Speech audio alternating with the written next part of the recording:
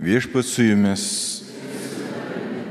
Pasiklausykite Šventosios Evangelijos pagal Matą. Atėjęs į Pilypo Cezarėjos apylinkes, Jėzus paklausė mokinius, kuo žmonės laiko žmogaus sūnų. Jie atsakė, vieni Jonu Krikštytoju, kiti Eliju, kiti Jeremiju ar dar kuriuo iš pranašų. Jis vėl paklausė, o kuo jūs mane laikote? Tada Petras prabilo, tu esi Mesijas, gyvojo Dievo sūnus.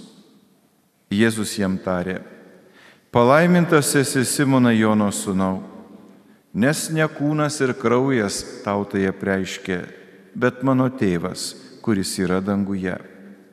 Ir aš sakau tau, tu esi Petras, uola. Ant tos uolos aš pastatysiu savo bažnyčią ir pragaro vartai jos nenugalės. Tau duosiu dangaus karalystės raktus. Ką tu suriši žemėje, bus surišta ir danguje, ir ką atriši žemėje, bus atrišta ir danguje. Girdėjote viešpaties žodį.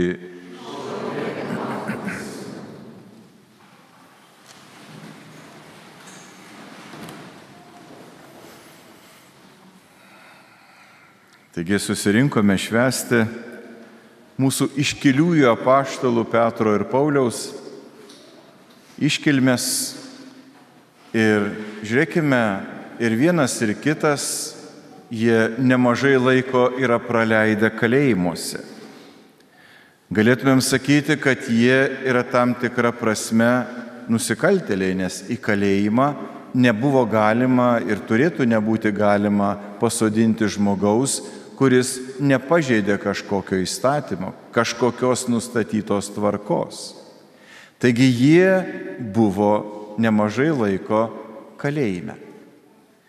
Tai reiškia, kad šiandieną mes galbūt galvotumėm, kad tie žmonės, kurie daug laiko praleido kalėjime, tarsi atrodo, jie negalėtų būti kažkokie išskirtiniai ypatingi žmonės ateityje.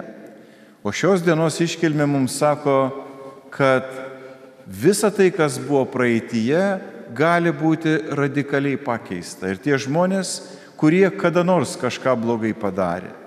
Bet mes kalbam dabar apie tuos apaštalus, mūsų didžiuosius apaštalus, kurie, žiūrėkime, iš tikrųjų jie nebuvo nusikaltėliai. Jeigu mes žinome tą tokį išsireiškimą, dar atsiprašysiu už rusišką pasakymą, bet jis buvo всё закона, viskas buvo pagal įstatymus. Ir žmonės naikindavo pagal įstatymus, nes buvo tokia kažkieno nurodyta tvarka.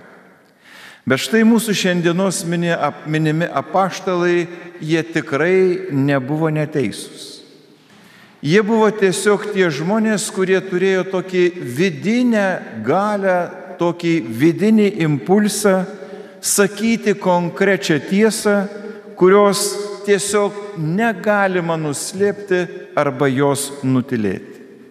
Ir graikai turėjo tam tokiai galiai savo žodį, graikišką pareziją, ką reiškia gebėjimą sakyti tiesą arba tiesioginę prasme kalbėti viską. Nieko nevyniojant į vatą, kaip dabar sakoma, be jokių užuolankų. Ir tą mes galėtumėm tokį būdą išskaityti apaštalų darbuose, kuomet Petras per sekmines būtent ir kalba su ta parezija. Ir žinome, jog kartais kalėjimas gali būti labai gera vieta mokyti tiesos. Daugelis arba nemažai galėtumėm sakyti darbų, kurie yra išsakyti tų, kurie buvo kalėjimuose, jie labai reikšmingai turėjo įtakos visam pasauliui. Taigi ta parezija yra nematanti ir neturinti jokių kliūčių. Jinai yra tiesiog neturinti jokių kliūčių, nes tai yra Dievo tiesa. Nes tai yra Dievo tiesa ir kalbama paties Dievo galia. Ir šiandieną mes minime mūsų tuos mylimus nusikaltėlius, kurie kalėjime sėdėjo, bet jie mus moko, kaip reikia laikytis tiesos ir dar mus moko, kaip šitą tiesą reikia skelbti. Dar mes žinome tokį graikiškos kilmės žodį korifėjus. Kas yra korifėjus? Mes žinom, kas yra korifėjus, bet kaip tai kilo ir iš kur yra. Graikų kalbos žodis korifė reiškia graikų dramos choro vadovą. Išvertus reikštų viršugalvį, tas, kuris yra pačiame viršuje.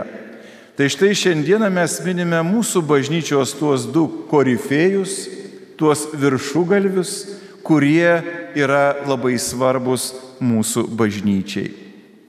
Jie tokie svarbus, kad šiandieną bažnyčia mini ne 13 eilinį sekmadienį, bet mini būtent šiuos du mums svarbius apaštalus. Taigi šitos šventės intencija, galėtumėm sakyti, jinai yra trilypė. Pirmas dalykas, susirinkome čia, kad prisimintumėm tuos didžius mūsų apaštalus, kad mes, antra intencija mūsų būtų, mes mokytumėmės iš jų pavyzdžio, ir trečioji mūsų intencija, ką ir užsiminėjau anksčiau, yra prašyti jų užtarimo. Ir kaip žinia, šie du apaštalai, jie yra labai skirtingi tiek savo charakteriu ir savo vaidmeniu bažnyčioje, bet bažnyčia šiandieną, kaip minėjau, juos mini būtent kartu. Ir čia yra žinutė į visus mus ir į visais laikais gyvenančius tikinčiuosius, būtent, kad mes visi esam skirtingi. Ne vieno čia nėra žmogaus, kuris būtų toks pat kaip koks nors kitas žmogus. Tai čia mintis yra ta, kad mes šitoje bažnyčioje esame būtent tam, kad matytumėm, jog priešingybės ar skirtingumai, jie neturi mūsų atskirti, bet turi mūsų artinti, turi išlaikyti vienybę. Ir žinoma, tas egzistavimas tarp skirtingų jos narių yra būtent, nepaisant jokių sunkumų, labai aiškus krikščionio bruožas. Na ir žiūrėkime jau pirmajame skaitinyje, apaštalas Petras, girdėjome, kaip jis buvo stebuklingai išlaisvintas. Ir žinia yra mums, kad šiandieną mes taip pat vienokia ar kitokia prasme esame nelaisvi. Nebūtinai kažkur būti uždarytam kokioje nors institucijoje, bet žmogus gali būti nelaisvas. Nelaisvas savo viduje. Taigi mes taip pat galime rasti tą ir tikėtis tos stebuklingos pagalbos, kad galėtume būti išlaisvinti, galėtumėm jaustis laisvi ir dalyvauti toje misijoje, būtent skelbti gerąją naujieną, skelbti Dievo žodį. Tai žinoma, tai ir turėtų mus padrasinti, kad jeigu mes to sieksime, bet kokio pavojaus akivaizdoje galime tą padaryti ir turime šauktis šventųjų užtarimo. Na, antrajame skaitinyje apaštalas Paulius mums sako, kad ir guodžia mus, jeigu Dievas mūsų neišgelbsti nuo pavojų taip, kaip išgelbėjo Petrą pirmajame skaitinyje, raidiškai, išvedė iš to kalėjimo ir jis tą pamatė kaip aišku išvadavimą, jisai kalba apie tai, kad po tų lenktynių, kurios yra mūsų visas gyvenimas, mūsų laukia neišblėstančios šlovės vainikas.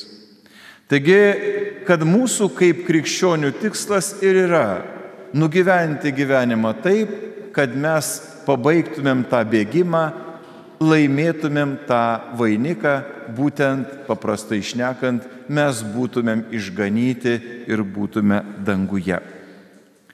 Evangelija, kaip supratome, tai yra tiesiog, galėtumėm sakyti, Petro tikėjimo išpažinimas.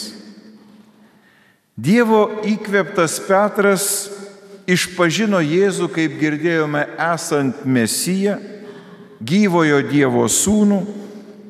Ir, kaip žinia, Jėzus tarsi mainais, jisai atliepia, pareikšdamas 3 kartus apie patį Petrą. Pirmiausiai, jisai yra paskelbiamas uola. Petrus yra uola. Ta uola, ant kurios jisai pastatys savo bažnyčią.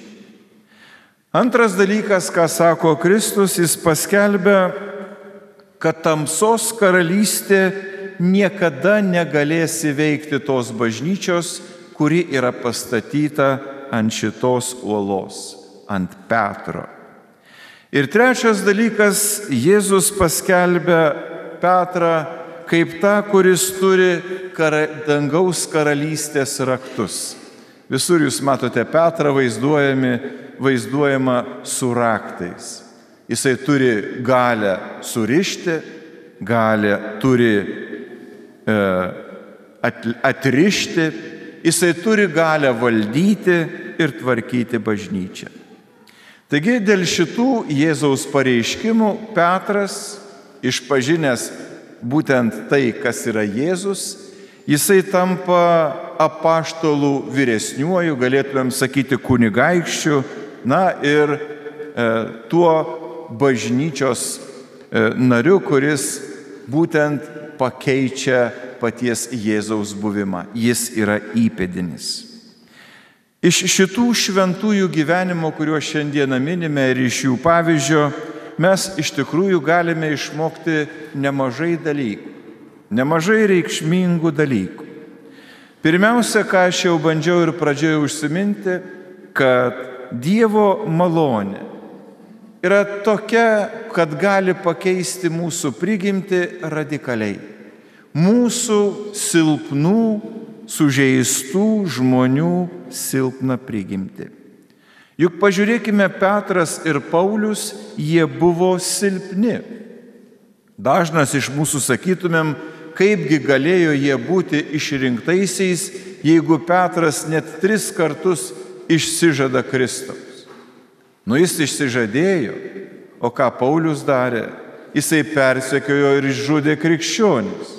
Ir šiandieną mes juos minime ir mes juos vadiname tais bažnyčioje esančiais šviesuliais, tais korifėjais, kuriais mes turime sekti.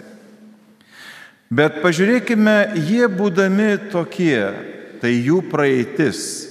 Bet jeigu jie bendradarbiauja su Dievo malone, jie tapo tais, kuriuos mes šiandieną minime.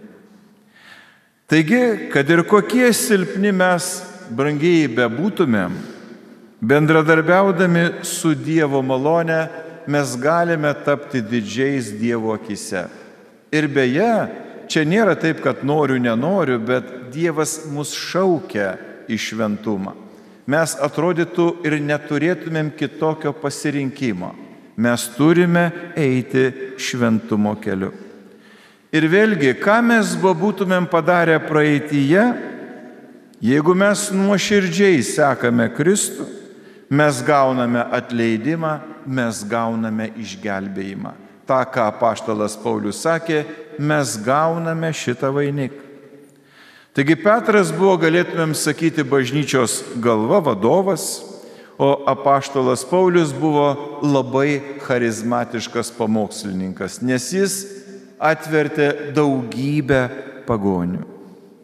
Pažiūrėkime, jie, nors ir vedami tos pačios dvasios, šventosios dvasios, būdami labai skirtingi kaip asmenybės, bet juos suvienyje labai aiškus dalykai – tikėjimas ir jų tikslas. Aš manau, kad ta mažoji bažnyčia, kuri yra jūsų šeima, yra labai panašus dalykai, juk jūs esat labai skirtingi. Bet kas jūs suvienyje, tai yra bendras tikslas. Tai kas yra ta vertybė.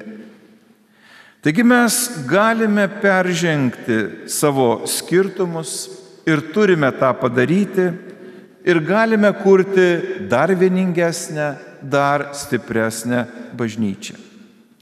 Taigi bažnyčioje turėtų būti tas priešingybių susitaikymas arba sutaikymas ir pusiausvyra.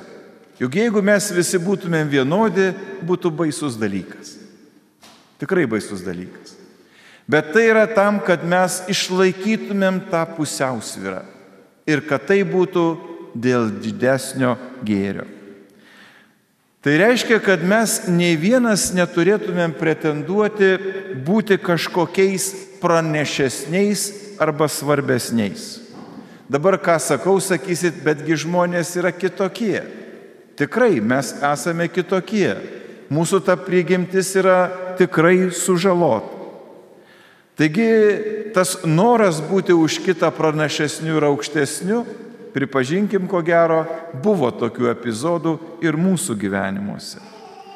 O iš tiesų ir iš savo patirčių tikriausiai žinome, kad negalima žiūrėti į kažką iš aukšto, kažką žeminti arba menkinti, nes gali vieną dieną nutikti toks dalykas, kad tas žmogus bus Dievo akyse ne šiaip jau koks nors menkas, bet jis ir mūsų akise bus pakeltas, bus paaukštintas. Ir jeigu mes elgiamės su tuo žmogumi netinkamai, mes jaučiamės mažiausiai nejaukiai. Taigi, nors Petras, kaip girdėjome, jisai tampa pirmuoju tarp lygiųjų, bet jis išliko nuolankus, jis išliko ištikimas, jis drąsiai pasirinko mirti, kaip ir kiti. Taigi šitie mūsų šiandieną minimi šviesuoliai, jų pasirodymas kartu ir nušviečia mums pačią bažnyčią. Kaip ir sakiau, jų susitikimas, jų buvimas toje pačioje bažnyčioje sukuria daugiau šviesos, bet ne tamsos ar užtemimo. Nėra taip, kad kokio nors vieno iš jų orbita būtų aukštesnė ir kažkas būtų to šešėlyje. Dažnai galime matyti mūsų bažnyčioje ir žmonės sako, negali dvi saulės šviesti, turi būti viena saulė. Ir jeigu ta saulė esu aš, tai kitas, kuris ne mažiau už mane galėtų šviesti, reikia jį prislopinti, reikia jį pastumėti į šešėlį. Ir jeigu jūs pasižiūrėsite tokį kasdienį bažnyčios gyvenimą, jūs pamatysite, kad mes labai daug tokių dalykų surasime. Taigi, jie neužgožia vienas kito. Taigi, tiesą sakant, kai kurių jų gyvenimo aspektai, jeigu mes esame taip įpratę sakyti, sekame Jėzų, sekame dabar apaštalą Petrą, apaštalą Paulių, tikriausiai nė vienam iš mūsų nepavyks pakartoti tą, ką jie padarė ir koks buvo jų gyvenimas. Bet čia, manyčiau, mums reikėtų taip pat suprasti, kad ir nėra prasmės pakartoti ir tai neįmanoma ir bet kurio kito žmogaus gyvenime. Kad ir kaip mes norėtumėm nugyventi tokį gyvenimą kaip kitas, mes to nepadarysim. Ir čia yra tas mūsų unikalumas. Tas, kas mes esame, tokio kito bažnyčioje ir pasaulyje nesurasime. Taigi, ką moko mus šiandienos šventė ir šie du apaštalai? Moko, kad taisymasis per atgailą jis yra būtinas visiems. Nes visi mes esame nuodėmingi, visiems mums nusidedantiems kasdieną ir dar ne po vieną kartą reikalinga atgaila ir atleidimas. Taigi jų gyvenimai taip pat mus moko, kad jeigu mes nesulauksime išgelbėjimo per nuolatinę, galbūt visą mūsų gyvenimą besitęsiančią atgailą, turime suprasti, kad niekas ir kitokiais būdais vilties sulaukti išganimo iš kokio nors kito šaltinio neturi, nes kito šaltinio nėra. Yra vienintelis kelias atgaila ir per tai mes gauname išgelbėjimą. Žinoma, nelengva yra pasiekti visą tai, ką pasiekė daugelis mūsų bažnyčios šventųjų, bet prašykime Dievo malonės. Ko ir šiandien susirinkome, prašyti Dievo malonės, apie kurią apaštalas Paulius sakė, kad jos mums užtenka.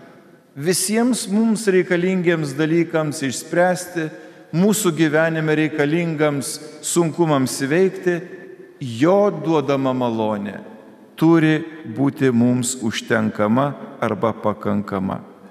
Ir mes jos dėka galime stengtis ir viską su jos sustiprinti, daryti pagal savo pašaukimą. Taigi tegul visa tai ir yra pasiekiama tos malonės dėka, to vienatinio viengimio Dievo Sūnaus, kurį Petras šiandien išpažino, kuriam ir priklauso visa šlovė, galybė, garbė ir garbinimas. Todėl turėtumėm siekti dabar augti tikėjimu ir ištikimybę, kaip darė Petras, ir žinoma įgyvendinti arba siekti tokio misionieriško olumo, kurį turėjo apaštalas Paulius. Tai jeigu mes šitų dviejų savybių sieksime, o ne siekti, kad mes galime čia būti kažkuo išskirtiniai ir užgožti kitus, tai šitas kelias ir yra, į kurį šie mūsų du apaštalai ragina eiti. Amen.